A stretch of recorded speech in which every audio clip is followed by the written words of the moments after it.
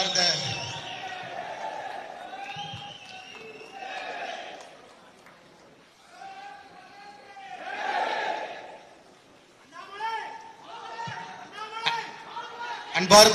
பெரியவர்களே, தாய்மார்களே, அன்பிற்கினிய சகோதர சகோதரிகளே, இந்த அற்புதமான விழாவிற்கு ஆசியுரை வழங்குவதற்காக வந்திருக்கக்கூடிய ஆதீன தலைவர் சிறுவை ஆதீனம்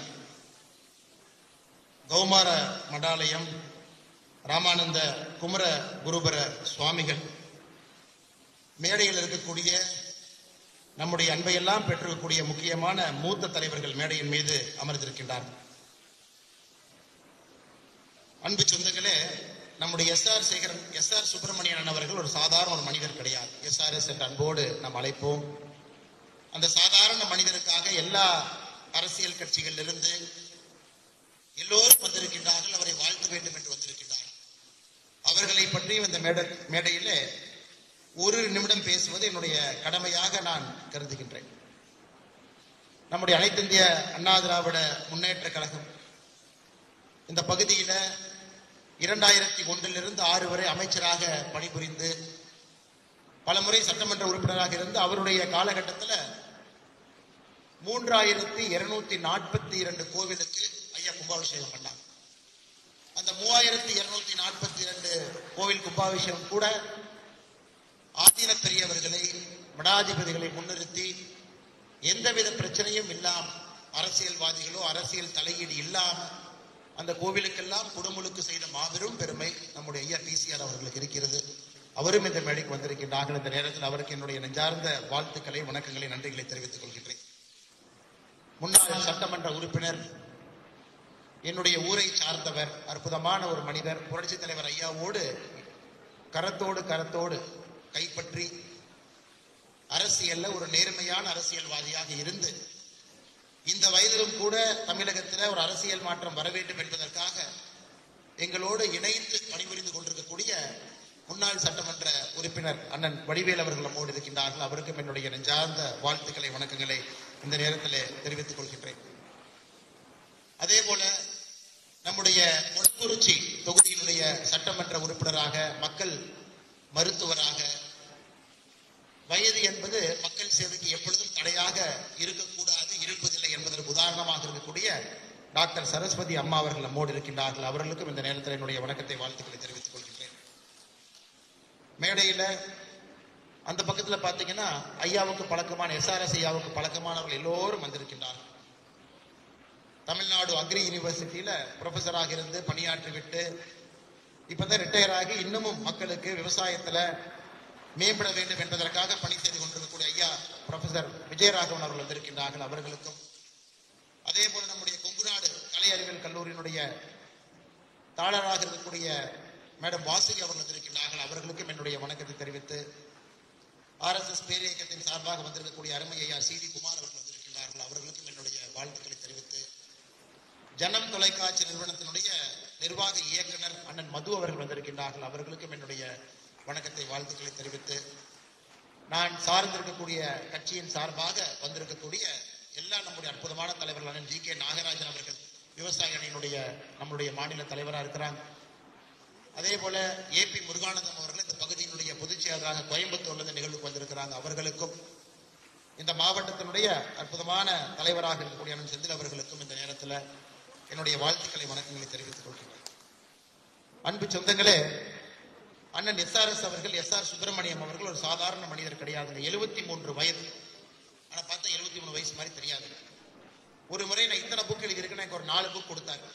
நான் அந்த புக் எல்லாம் ரொம்ப நாளைக்கு முன்னாடி வாங்கிட்டேன்னே, எல்லாம் எழுதியிருக்கீங்க, நம்ம ராமர் கோவிலை பற்றி ஒரு புக் எழுதினா நல்லா இருக்குமேங்கன்னு சொன்னேன்.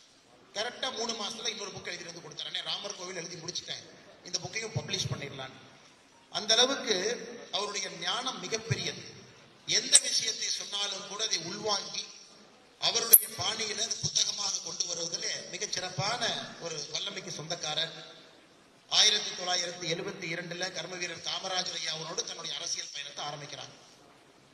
அதே 1972 அக்டோபர் மாசத்துல துக்ளக் இதனுடைய ஆசிரியராக இருக்கக்கூடிய சோ ஐயாவுக்கு பரிச்சயமாகிறார். அவர் சொல்றார், ஐயா உங்களுக்கு அரசியல் ஒரு பக்கம் இருக்கட்டும், அதை விட உங்களுடைய எழுத்து திறமை ரொம்ப பெருசு, நீங்க துக்ளக்கு எழுத வேண்டும் என்று சொல்லுகின்றார். சோ ஐயாவுடைய கோரிக்கை என்று யோசிச்சு பாருங்க. 1972 நான் பிறக்காத ஒரு வருஷங்க. 72 இன்று வரை துக்ளக் இதழுக்கு சோ ஐயா சொன்னாங்கன்னு தினமும் எழுதிட்டு இருக்கிறாங்க. எப்பொழுதுமே துக்ளக் இதழ்ல SRS அப்படிங்கிற ஒரு தலைப்புல நீங்க பார்ப்பீங்க. அது தொடர்ந்து தினமணி பத்திரிகையில தொடர்ந்து எழுதக்கூடிய ஒரு அற்புதமான மனிதரும் அண்ணன் SR சுப்பிரமணியம் அவர்கள். அதையும் செய்யறாங்க. சாதாரணமான மனிதர் என்று நாம் கண்டிப்பா நினைக்க கூடாது. புரட்சி தலைவி அம்மா ஜெயலலிதா அவர்கள் 2 முறை அண்ணனுடைய இல்லத்துல வந்து தங்கி இருக்கிறாங்க. 2001 2004 புரட்சி தலைவி அம்மா அவர்களுக்கு அண்ணன் கூட இருந்து, ஏன்னா அந்த காலத்துல துக்ளக் சோ ஐயா இவருடைய ஒரு நாள் சொல்றாரு, SRS அண்ணன் கார்ல ஏறி ஒரு பக்கம் போலான். எங்கே போகின்றோம் என்று தெரியாம கார்ல ஏறி உட்கார்றாங்க. நேரா வண்டியை போயஸ் கார்டனுக்கு விடுறாரு. 1996 அங்க போய் ஜெயலலிதா அம்மாவை பார்த்து சோ ஐயா சொல்றாங்க, உங்க கூடவே இருப்பதற்காக அற்புதமான ஒரு மனிதரை நான் கூட்டிட்டு வந்திருக்கேன். உங்களுக்கு எந்த விதமான அறிக்கையாக இருந்தாலும் இவர் எழுதி கொடுப்பாரு. எந்த பிரச்சனையா இருந்தாலும் ஆற்றலோடு உங்களுக்கு அறிவுரை சொல்லி அந்த அறிக்கையா வரும்னு சொல்லி அன்னைக்கு ஜெயலலிதா அம்மாவுடைய கையில ஒப்படைக்கிறாங்க. 1996 அதன் பிறகு புரட்சி தலைவி அம்மா அவர்களுக்கு 642 அறிக்கை எழுதியிருக்கிறாங்க. 642 அறிக்கை புரட்சி தலைவி அம்மா ஜெயலலிதா அவர்களுக்கு அண்ணன் SRS அவர்கள் அறிக்கை எழுதி கொடுத்திருக்கிறாங்க. புரட்சி தலைவர் அவர்களுக்கு மிக நெருங்கி பழகக்கூடிய வாய்ப்பு பல இடத்துல அவங்களுக்கு கிடைக்குது. 1982 காலகட்டத்தில் சரண் சிங் அவர்களை 80 காலகட்டத்தில் சரண் சிங் அவர்களை சேலத்துக்கு கூட்டிட்டு வந்து விவசாயிகள் சார்பாக ஒரு பாராட்டு விழா எடுக்கிறாங்க. ஐயா அவர்கள் அப்பவே புரட்சி தலைவர் அவர்களை பார்த்து, எம்ஜிஆர் ஐயாவை பார்த்து, நீங்க தான் அதற்கு முக்கிய விருந்தினராக வர வேண்டும் என்று 80 சேலத்துக்கு அழைத்துக் கொண்டு வருகின்றார். 1982 அண்ணன் SRS அவர்களுக்கு அவருடைய தமிழ் புலமையை பாராட்டி கலைவாணர் அரங்கத்தில் விழா எடுக்கிறாங்க. அந்த விழாவுடைய சிறப்பு விருந்தினர் இன்னைக்கு நம்முடைய சாமி வந்திருக்கிற மாதிரி அன்னைக்கு அந்த விழாவுடைய சிறப்பு விருந்தினர் 1982 புரட்சி தலைவர் டாக்டர் எம்ஜிஆர் அவர்கள். அன்னைக்கு 1982 இவருக்காக பாராட்டி எடுக்கப்பட்ட விழாவுடைய சிறப்பு விருந்தினராக வந்திருக்கிறார்.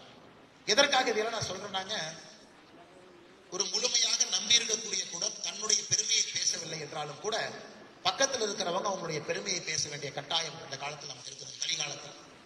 அப்படிப்பட்ட ஒரு நல்ல மனிதர் தொடர்ந்து தன்னுடைய எழுத்து திறமையால, தன்னுடைய அற்புதமான அறிவாற்றல்னால, ஞானத்தினால ஐயா விபி சிங் அவர்களோடு நெருங்கி பழகி இருக்கின்றார்கள். விபி சிங் அவர்கள் இல்லத்துக்கு வந்திருக்கிறாங்க.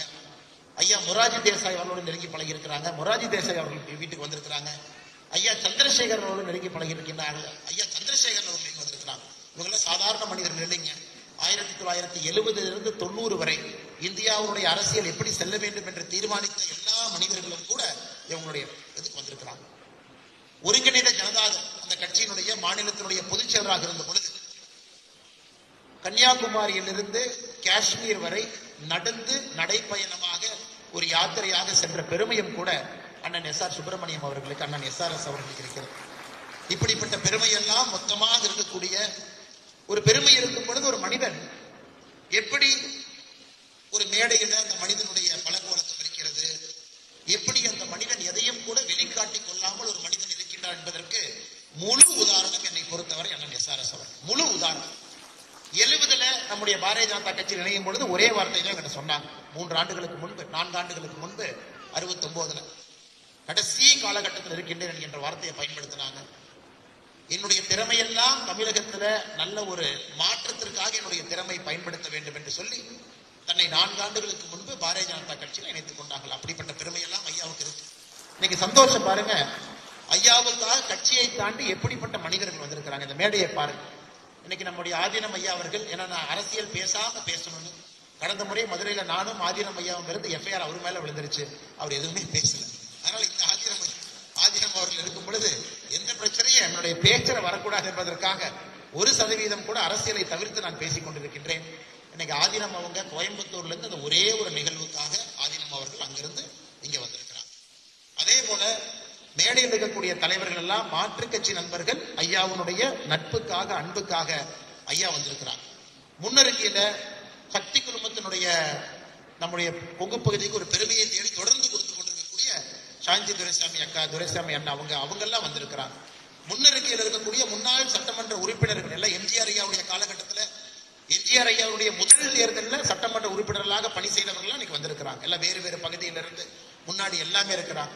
எங்களுடைய அரவக்குறிச்சி தொகுதியில இன்னைக்கும் ஒரு அற்புதமான எம்எல்ஏன்னு சொன்னா நம்முடைய கன்சாமி ஐயாவை போல இருக்க வேண்டும் என்று சொல்லுகின்ற ஐயா அவர்களும் வந்திருக்கிறோம். எம்ஜிஆர் ஐயாவுடைய பேட்ச், முதல் பேட்ச், அற்புதமான நேர்மைக்கு, நாணயத்திற்கு, நம்பிக்கைக்கு பேர் போனவங்க அத்தனை பேர் அந்த அரங்கத்தில் இருக்கிறாங்க.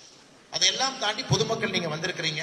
இந்த நூலை பற்றி பேச வேண்டும் என்றாலும் கூட நூல் ஆசிரியரை பற்றி பேசினால்தான் இந்த நூலுக்கு பெருமை என்று நினைத்து இந்த நூல் ஆசிரியருடைய பெருமையெல்லாம் பேசிக் கொண்டிருக்கின்றேன். இந்த இத்தனை புத்தகத்தை சேர்த்துனீங்கன்னா 6 புத்தகம். ஜிம்ல போய் பாத்தீங்கன்னா 10 கிலோ வெயிட் தூக்குற மாதிரி ஒரே நேரத்துல 6 புத்தகத்தை வெளியிடலாம். யாரும் ஒரே நேரத்துல 6 புத்தகத்தை வெளியிடுவது கிடையாது. ஒரு புத்தகம் வெளியிடலாம். இந்த 6 புத்தகம் ஒரே நேரத்துல 5 புத்தகம் தமிழ்ல, 1 புத்தகம் ஆங்கிலத்துல. இந்த 6 புத்தகத்தோடு இணைந்து SRS ஐயா அவர்கள் 40 புத்தகம் இந்த 6 புத்தகத்தோடு இணைந்து 40 புத்தகத்தை வெளியிட்டிருக்கிறார். இந்த புத்தகத்தை கொஞ்சம் என்னுடைய அன்பான வேண்டுகோள், அரசியல் களத்தில் இருக்கக்கூடிய நீங்க எல்லோருமே குறிப்பாக இந்த 2-3 நூல்களை படிக்க வேண்டும் என்பது என்னுடைய அன்பான வேண்டுகோள். குறிப்பாக இந்த தாய் வீடு எம்ஜிஆர் ஐயாவை பத்தி ஒரு அற்புதமான புத்தகம். இது எழுத சொன்னது யாருன்னா புரட்சி தலைவி அம்மா ஜெயலலிதா அவங்க எழுத சொல்றாங்க. ஐயாவை கூப்பிடுறாங்க, ஒரு நாள் போயஸ் கார்டனுக்கு போறாங்க. நீங்க எம்ஜிஆர் ஐயாவை பத்தி அவ்வளவு எழுதுறீங்களே, புக்கா கொஞ்சம் போட்டீங்கன்னா மக்கள் படிப்பதற்கு வசதியா இருக்கும், எம்ஜிஆர் ஐயாவை பத்தி தெரிவிப்பதற்கு வசதியா இருக்கும். அம்மா அவர்களுடைய வேண்டுகோளை ஏற்றுக்கொண்டு இந்த புத்தகத்தை 2 பகுதியாக கொண்டு வர வேண்டும் என்பது அவருடைய ஆசை. முதல் பகுதி என்பது எம்ஜிஆர் ஐயா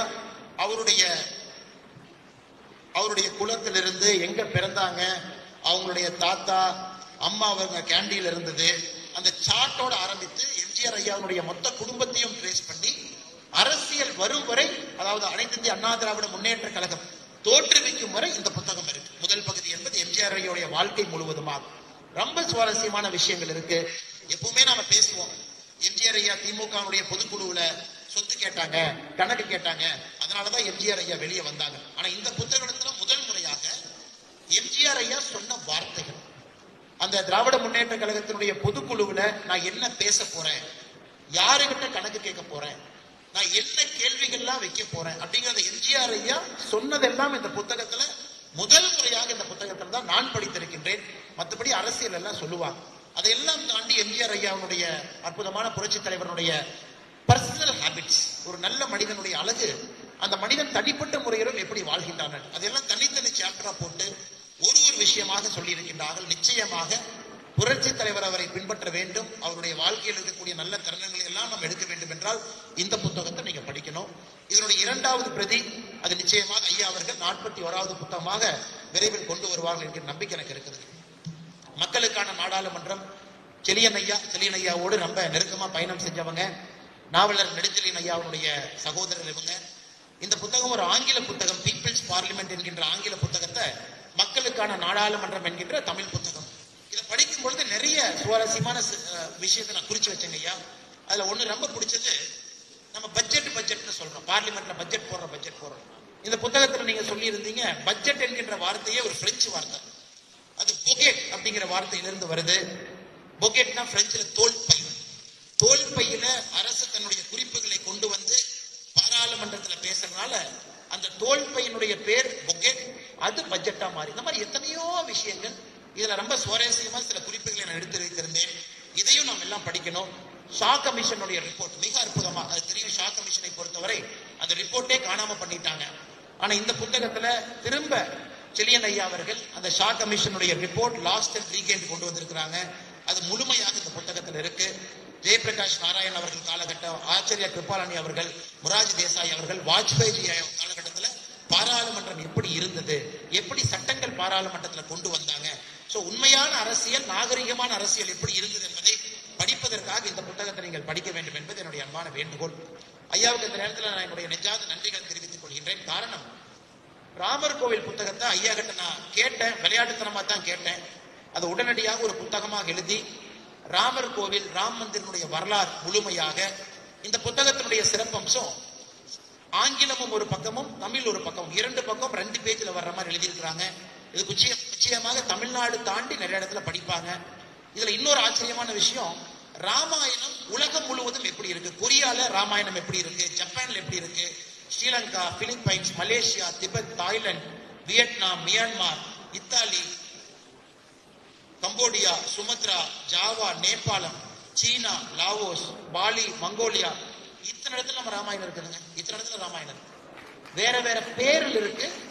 ஆனா ஸ்ரீராமனுடைய கதை தான் அந்த கதை கொஞ்சம் கொஞ்சம் மருவி இருக்கு. அதையெல்லாம் ட்ரேஸ் பண்ணி அந்தந்த ஒரு நாட்டுல அதனுடைய குறியீடுகளோடு இந்த புத்தகத்தை கொண்டு வந்திருக்கிறாங்க. இது முழுமையான ராமர் கோவிலுக்கான புத்தகம். இதுவும் இந்த அற்புதமான புத்தகத்தையும் நாம் நேரம் இருக்கும்போது நிச்சயமா படிக்கணும். அறத்தின் ஆற்றல் இந்த புத்தகத்தை என்ன படிக்கிறீங்க ஐயா, இனிமேல் தான் படிக்கணும். ஆனால் அதனுடைய அணிக்குறையில் எழுதிட்டீங்க. திருக்குறளுடைய அறத்தை பத்தி திருக்குறள் என்ன சொல்லுதோ இதுவரை யாரும் பார்க்காத ஒரு பார்வையில, ஒரு புதிய ஒரு பார்வையில நான் சொல்லியிருக்கின்றேன் என்று அறத்தின் ஆற்றல் என்கின்ற பெயரில் அந்த புத்தகத்தில் எழுதியிருக்கிறாங்க. இதுவும் சிறப்பாக இருக்க வேண்டும். மெய்ப்பொருள் கண்டேன். இது இத்தனை புத்தகங்கள்லாம் அவருடைய அனுபவமாக இருந்தாலும் கூட ஒரு மனிதன் இத்தனை ஆண்டு காலம் வாழ்ந்த பொழுது அந்த மனிதனுடைய வாழ்க்கை அனுபவத்தை வைத்து எழுதியிருக்கக்கூடிய புத்தகம் அந்த மெய்ப்பொருள் கண்டேன். ஏன்னா மிச்ச புத்தகம் எல்லாம் பார்த்திருக்காங்க, அது பேசலாம். ஆனா இந்த புத்தகத்தை பொறுத்தவரை அவர் பார்த்ததால் எப்படிப்பட்ட மனிதராக வாழ்ந்து அதனால் அவங்களுடைய வாழ்க்கையில எப்படிப்பட்ட மனிதராக இருக்கிறாங்க அப்படிங்கிற புத்தகம். இதுவும் சிறப்பு. இதை தாண்டி ஒரு ஆங்கில புத்தகம் கூட ஐயா அவர்கள் ஸ்பிரிங்ஸ் ஆஃப் லைஃப், இது ஒரு போயட்ரி ஸ்டைல் எழுதியிருக்கிறாங்க. ஒரு போயட்ரி ஸ்டைல்ல ரொம்ப வித்தியாசமா இருக்கு. ஒரு சிம்பிள் போயட்ரி ஸ்டைல்ல நீங்க எந்த பேஜை ஓபன் பண்ணாலும் நீங்க படிக்கலாம். நீங்க முதல்ல இருந்து படிக்க வேண்டிய அவசியம் இல்லை. இந்த புத்தகத்தை பொறுத்தவரை எந்த பக்கத்தை ஓபன் பண்ணாலும் அந்த சாப்டர் தனியான ஒரு சாப்டரா, இதுக்கு முன்னாடி லிங்க் ஆகாம பின்னாடி லிங்க் ஆகாம இருக்கக்கூடிய ஒரு புத்தகம். அதனால இளைஞர்களுக்கு நாம் இந்த விழாவுக்கு வந்தோம். நம்முடைய ஆதீன ஐயா வந்திருக்கிறாங்க, முக்கியமான தலைவர்கள் வந்திருக்கிறாங்க. அப்படிங்கிறத தாண்டி நிச்சயமா நீங்க ஒரு உறுதி எடுத்துங்க. ஏன்னா 23 ஆண்டுகள் வாழ்ந்திருக்கிறாங்க. இவ்வளவு பெருமைக்கு சொந்தக்காரர்.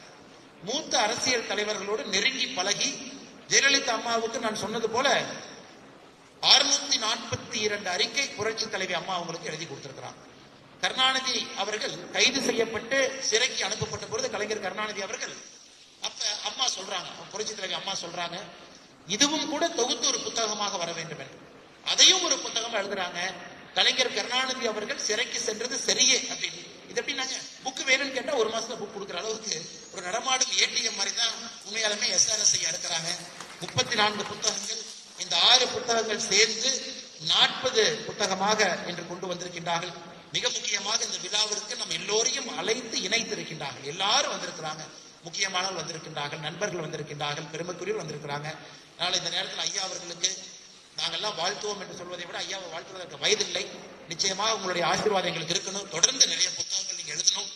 உண்மையை சொல்ல போனோம் என்றால் இந்த 2-3 புத்தகத்தை படித்த பிறகுதான் உங்களுடைய முழு பெருமையை நானே புரிஞ்சுட்டேங்க ஐயா. அதை நான் உண்மையை அந்த ஸ்டேஜ்ல அந்த மைக் மேல நான் ஒத்துக்கணும். இந்த சில புத்தகங்களை படித்த பிறகுதான் உங்களுடைய ஆழமான அரசியலும் மற்ற தலைவர்கள் உங்கள் மீது வைத்திருக்கக்கூடிய அன்பும் எந்த அளவுக்கு நுணுக்கமா நீங்க சமகால அரசியலை பாக்குறீங்க, அதே போல உங்களுடைய வேறுபட்ட கோலம் எப்படி இருக்கு. சில புத்தகம் 2 புத்தகங்கள், குறிப்பாக எம்ஜிஆர் ஐயாவுடைய புத்தகம் தாய் வீடு எம்ஜிஆர், இந்த புத்தகத்தை படிக்கும் பொழுது உங்கள் மேல் எனக்கு இருந்த நிறைய விஷயங்கள் நான் மாத்திட்டேன். எப்படிப்பட்ட ஒரு மனிதர், எவ்வளவு அடக்க ஒடுக்கமாக அமைதியாக இவ்வளவு விஷயம் தெரிந்தும் கூட எதுவுமே காட்டாம அமைதியா வந்து உட்கார்ந்துட்டு போறாருன்னு. பாரதிய ஜனதா கட்சியும் முழுமையாக உங்களை பயன்படுத்தி கொள்ள வேண்டும், பயன்படுத்தி கொள்வோம். உங்களுடைய இலக்கிய திறமை எல்லாம் முழுமையா வெளியே வரணும். அதனால் நம்முடைய தலைவர்கள் எல்லாம், தேசிய ஜனநாயக கூட்டணி தலைவர்கள் எல்லாம் ஐயாவை மேடையில பேச வச்சாவே போதுமாட்டிருக்கு. அவ்வளவு விஷயங்கள் அவருக்கு இருக்கு. அதையெல்லாம் நிச்சயமாக நாம் செயல்படுத்துவோம். அதே நேரத்தில் ஐயாவுக்கு 2 மகன்கள், ஒரு மகன் லண்டன்ல செட்டில் ஆயிருக்கிறாங்க, அங்கேயே அவங்க இருக்கிறாங்க. 2வது அம்மா நீங்க கொஞ்சம் எதிர்க்கணும், நீங்க இல்லைன்னா ஒருமே புக் எழுதுவார். 2வது மகன் அங்க இருக்கிறாங்க. அவருக்கு 2 குழந்தைகள் அவங்களுக்கு இருக்கிறாங்க. 2 குழந்தைகள் முன்னாடி இருக்கிறாங்க. எஸ்ஆர்எஸ் ஐயாவுடைய மனைவியார் அவங்களும் வந்திருக்கிறாங்க. அம்மா இருக்கிறாங்க, அங்க அம்மா இருக்கிறாங்க. சோ அவர்களுக்கும் இந்த நேரத்தில் உங்கள் அனைவரின் சார்பாக நன்றியை தெரிவிக்கணும். ஏன்னா வீட்டில் அந்த சூழலை உருவாக்கி கொடுத்து ஒரு மனிதன் இத்தனை புத்தகத்தை எழுதி வைத்து அந்த மனிதனை நாங்கெல்லாம் சேர்ந்து பெருமைப்படுத்திக் கொள்கின்றோம். அதன் மூலமாக உங்களையும் இந்த நேரத்தில் பெருமைப்படுத்த வேண்டும் என்று விரும்புகின்றோம். அதனால் உங்களுக்கும் எங்களுடைய நெஞ்சார்ந்த வாழ்த்துக்களை இந்த நேரத்தில் தெரிவித்துக் கொள்கின்றோம். மறுபடியும் ஐயா அவர்களுக்கு, மேடையில் இருக்கக்கூடிய எல்லா தலைவர்களுக்கும், நம்முடைய மூத்த முன்னாள் சட்டமன்ற உறுப்பினர்கள் வந்திருக்கின்றார்கள் அவர்களுக்கும்,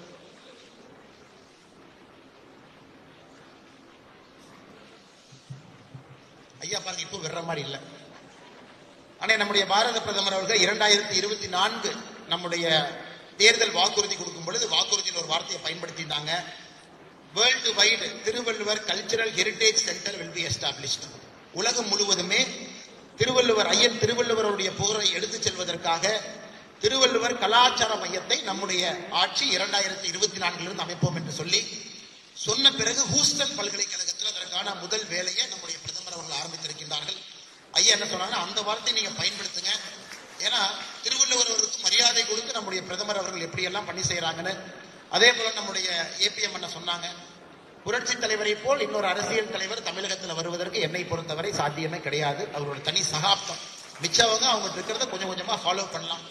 அந்த புரட்சி தலைவருக்கு பெருமைப்படுத்தி சென்னை சென்ட்ரல் ரயில்வே ஸ்டேஷன்ல அவர் பேரை கொண்டு வந்து புரட்சி தலைவருக்காக ஒரு முழு உருவச்சிலையை இங்கே கொண்டு வந்து புரட்சி தலைவர் மீது மிகப்பெரிய அன்பும் காதலும் பாசமும் இருக்கக்கூடிய தலைவர் நம்முடைய பாரத பிரதமர் நரேந்திர மோடி அவர்கள். அவர்களுடைய கட்சியை சார்ந்த தொண்டர்கள் எல்லாம் தலைவர் எல்லாம் வந்திருக்கிறாங்க. ஏன்னா ஐயாவுக்கு SRS ஐயாவை பொறுத்தவரை புரட்சி தலைவர் மீது அதீத ஒரு காதல், பேசும் பொழுதெல்லாம் சொல்லிட்டே இருப்பாங்க. புரட்சி தலைவர் அம்மாவின் மீதும் தீராத ஒரு பாசம். இன்னைக்கு நரேந்திர மோடி ஐயா கூட இருக்கிறார். உங்களுடைய வாழ்க்கை பாருங்க ஐயா. காமராஜர் ஐயாட்ட ஆரம்பிச்சு அம்மா புரட்சி தலைவர் ஐயாட்ட இருந்து புரட்சி தலைவர் அம்மா கிட்ட பயணம் செய்து இப்பொழுது நரேந்திர மோடி ஐயாட்ட பயணம் செய்து கொண்டிருக்கின்றீர்கள். வாஜ்பாய் ஐயா மட்டும்தான் இடையில நீங்க டைரக்டா வேலை செய்யல, அவங்க நீங்க பார்த்திருக்கலாம். சோ நீங்க 5 தலைவர்கள் சொன்னீங்க, 4 தலைவர்கள்ட்ட நேரடியாக வேலை பார்த்த அனுபவம் இருக்கக்கூடிய SRS ஐயாவை நாம் எல்லோரும் சேர்ந்து வாழ்த்துவோம், பாராட்டுவோம். நீண்ட ஆயுள் கிடைக்கட்டும். அவருடைய முழு திறமையும் கூட நாம் பயன்படுத்தி நாமும் வளர்வோம், அவரையும் இன்னும் வளர்ப்போம் என்று சொல்லி உரையை முடித்துக் கொள்கின்றேன். நன்றி, வணக்கம். பாரத் மாதா.